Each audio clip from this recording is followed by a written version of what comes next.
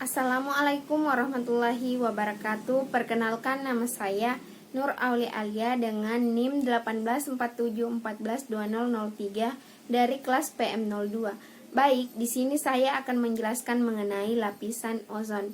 Ozon adalah molekul gas yang tersusun dari 3 atom oksigen yang secara alami terdapat di atmosfer bumi dan menyerap radiasi sinar ultraviolet.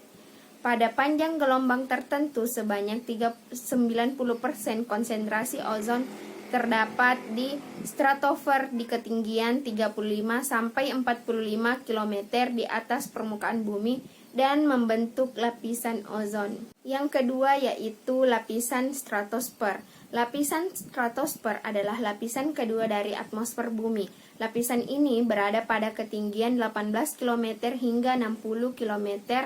Dan lapisan stratosfer memiliki ciri-ciri sebagai berikut. Yang pertama, terletak di atas lapisan tropopause dan di bawah lapisan mesosfer.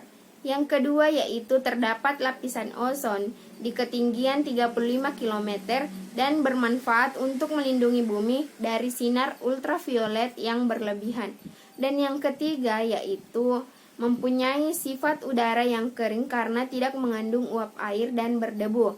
Yang keempat yaitu terdapat 2 lapisan udara yang memiliki sifat berbeda, yaitu lapisan isotermal yang berada di ketinggian 11 km sampai 22 km dan lapisan inversi yang berada di ketinggian.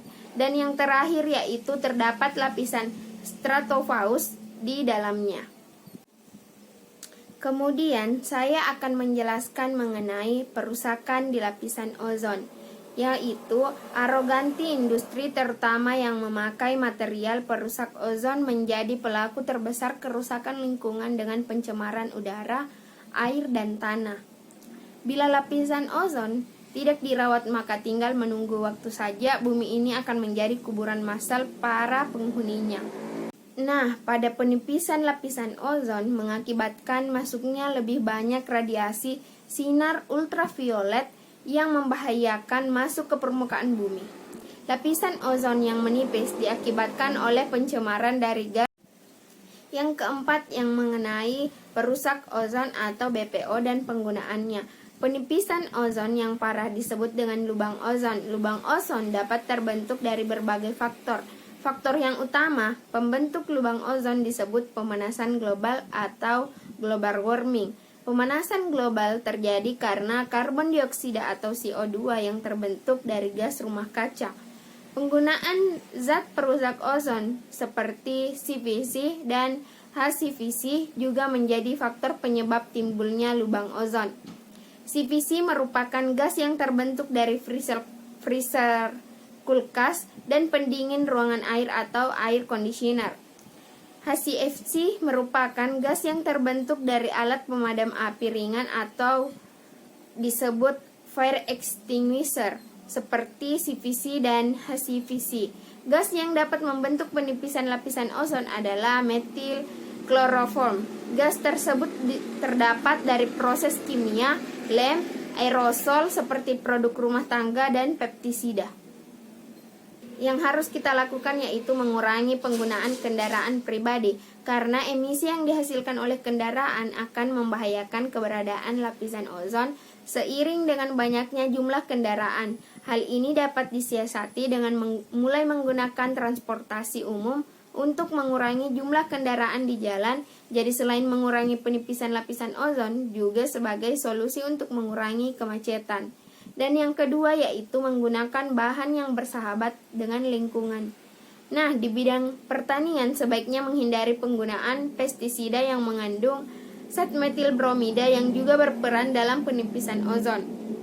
Meskipun pestisida sangat berguna untuk menghilangkan dan membunuh hama perusak tanaman, akan tetapi pestisida juga dapat merusak lingkungan sekitar. Yang ketiga yaitu mulailah penghijauan.